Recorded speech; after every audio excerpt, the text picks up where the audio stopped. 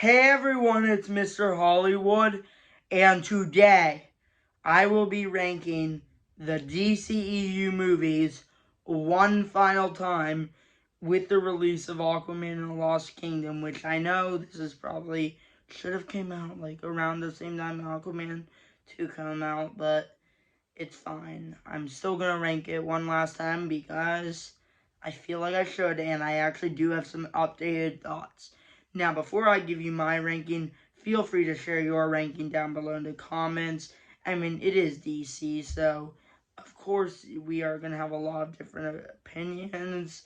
However, I am here to share my opinions. Now, starting off at the bottom, number 16, the worst DCEU films, or film. A bit of a shift if you've seen some of my past rankings. But number 16, for me, is going to be Justice League 2017. I mean, I don't even think I have to explain why this movie sucks. We've all seen it. We all know this film is terrible. I mean, from the reshoots, what they did with this film, to changing Zack Snyder's vision and making it a Frankenstein monster. Yeah, I really hate this film, and I don't know why I ever even thought this film was decent when it came out, even though I always thought it was disappointing. But after you see the Snyder Cut, after you see everything wrapped up in a DCEU, this film is dead last, and it is gonna stay that way forever. I will guarantee that. But coming in at number 15 is Suicide Squad. I used to have this one at the bottom. Though over time, I do appreciate that, you know what, at least there are some good dynamics between the team, even if the writing isn't the best. And even though I'm really upset that they didn't do Jared Leto Joker justice, I actually thought that it was fine seeing him. Though, I will say that after a nightmare scene in Zack Snyder Justice League, I do appreciate him a little more. However, this film still just didn't do it for me. I just don't like it how it was one like 2 hour long music video. And I do still hope to see the Ayer cut, so maybe one day the Ayer cut will, make it its way higher on the list. But for right now, the theatrical of Suicide Squad is sitting in at number 15. And as a point of reference, these bottom two films I think were both terrible.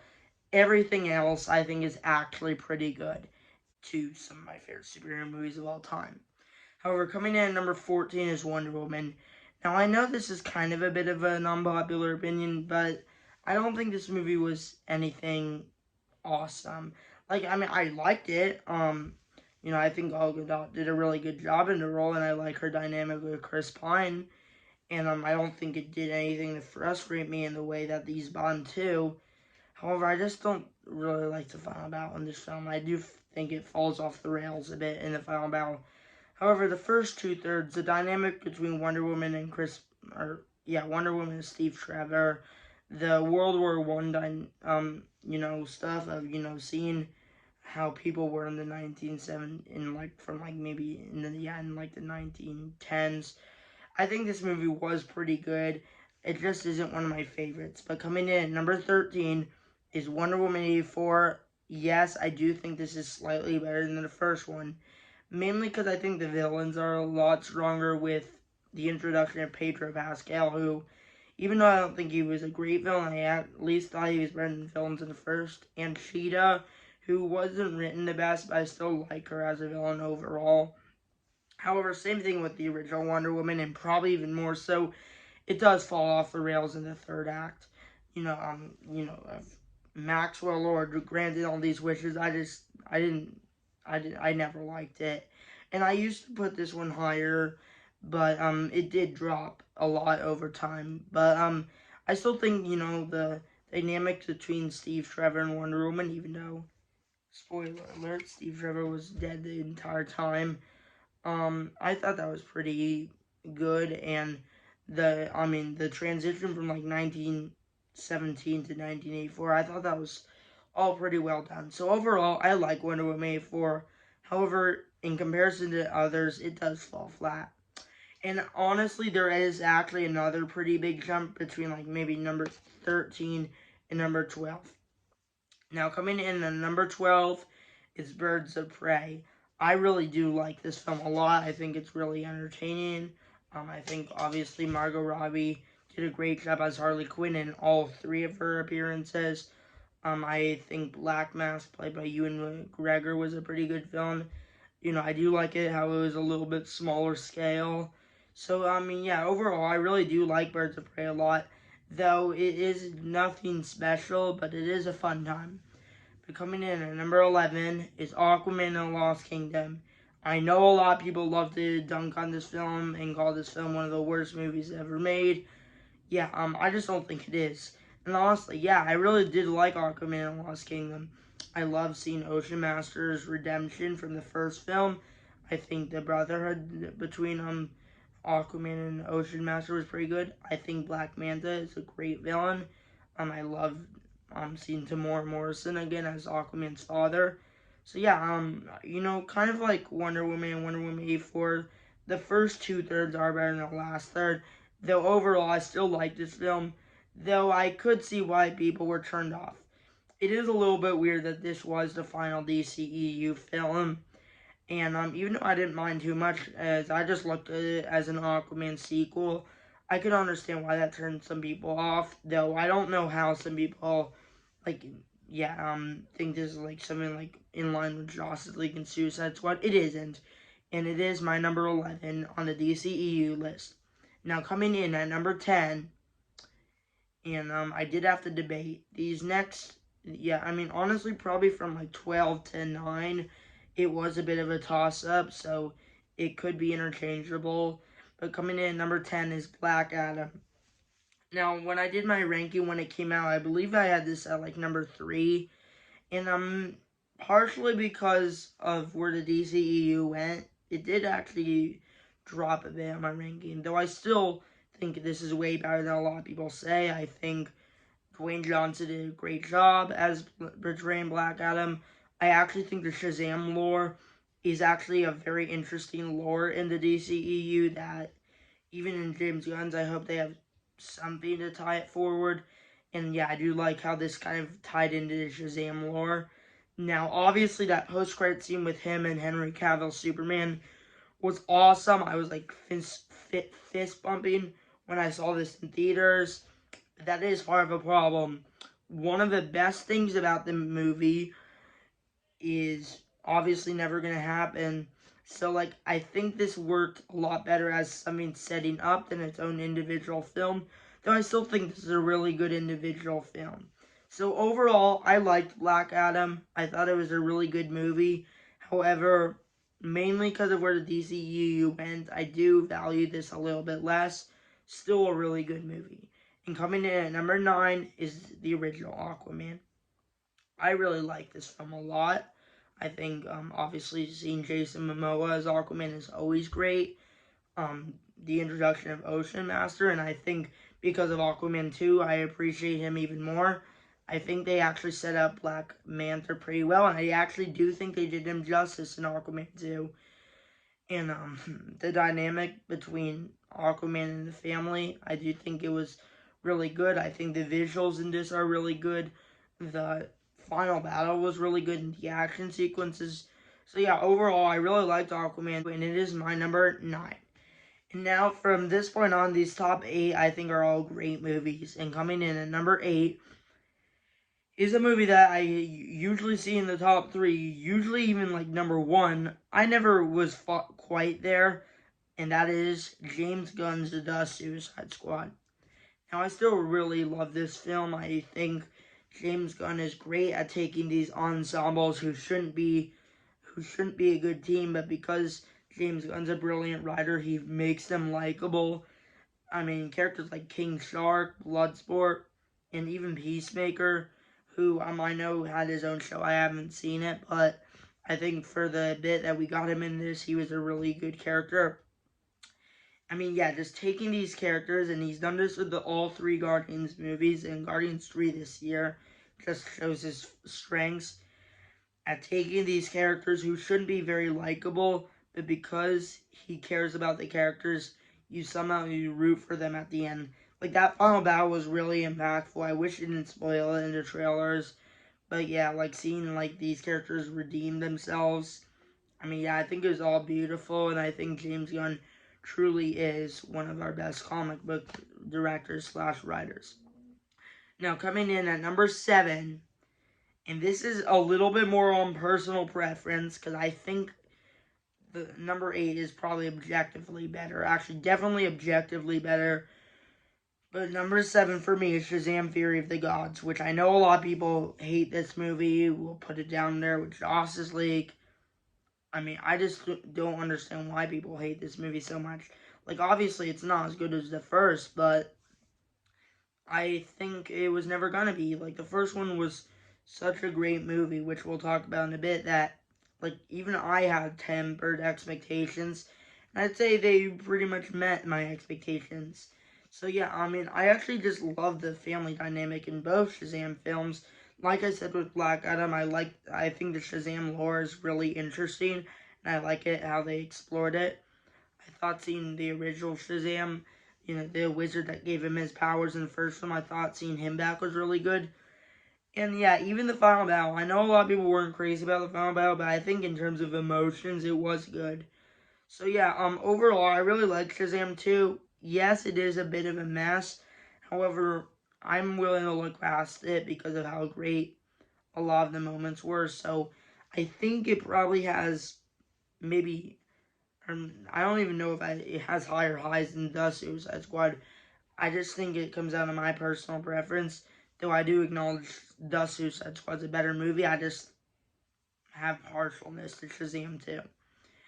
However, the top 6, this is where it gets real. So yeah, like for DCEU, there's a lot of big jumps, and I kind of want to acknowledge it because for some people, they probably think you have the same experience for, like, let's just say your number 5 as their number 5. So I kind of want to just show how big of a jump. However, anyways, number 6 is Batman vs. Superman: The Ultimate Edition.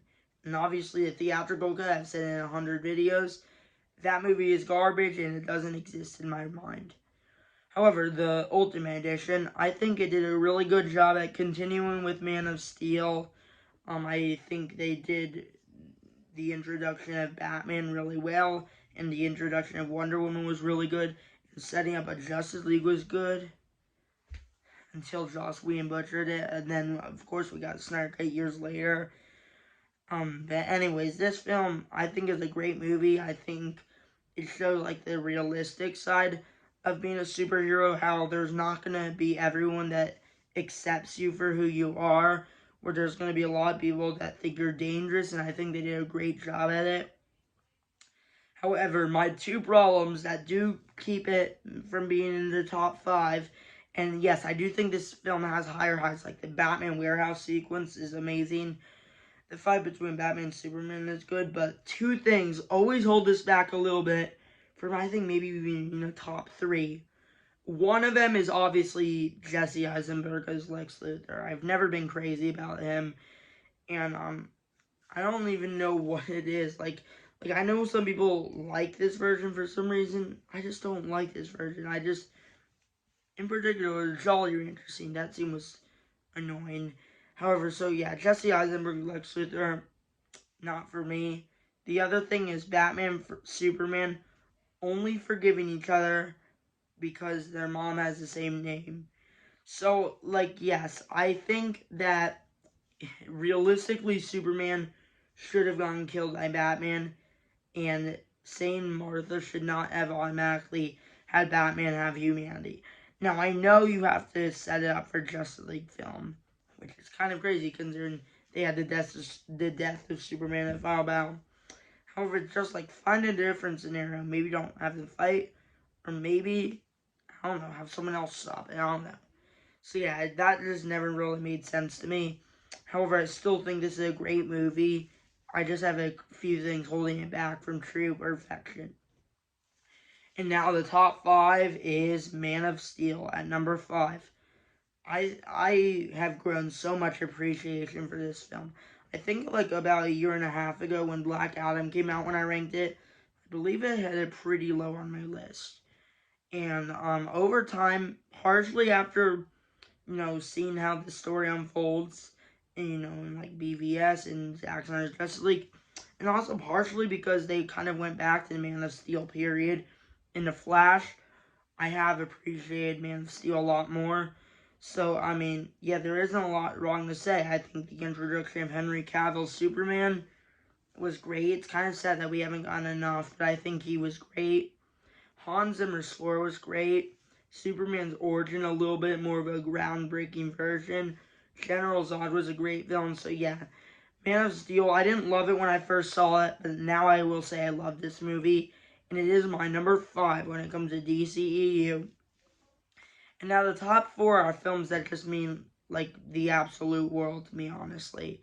And number 4 is Blue Beetle.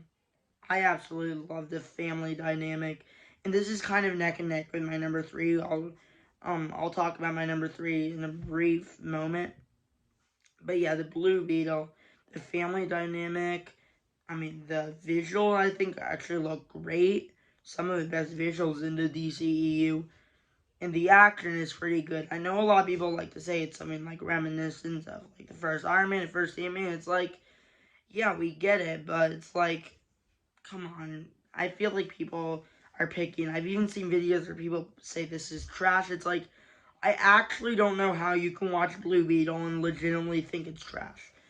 I think this film's amazing. I really enjoyed my time with it, and I think it set up a great sequel, which I think this film is going to be continuing in James Gunn's universe, and I'm really excited to see this story continue in James Gunn's universe, assuming it does. Now, coming in at number 3 is Shazam.